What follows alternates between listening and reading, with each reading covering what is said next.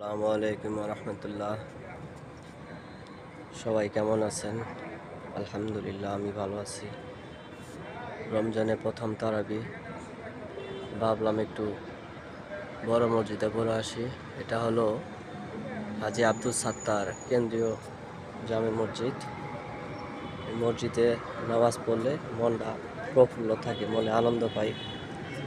মসজিদের খতিব হলেন কারি হযরত মাওলানা শফিউল ইসলাম।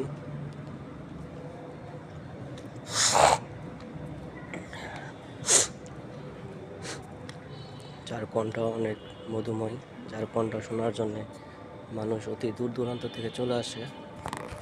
এখন আমরা মসজিদের ভিতরে প্রবেশ করতেছি। মসজিদের প্রত্যেকটা কারুকাজ এত পরিমাণ সুন্দর, যা বলার বাহিরে। সবাই আসবেন এই মসজিদে নামাজ পড়তে।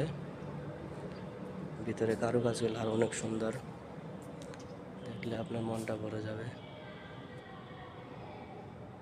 এখনো কোনো মুসল্লি আসে নাই, একটু পরে সবাই আইসা পড়বে ইনশাল্লাহ।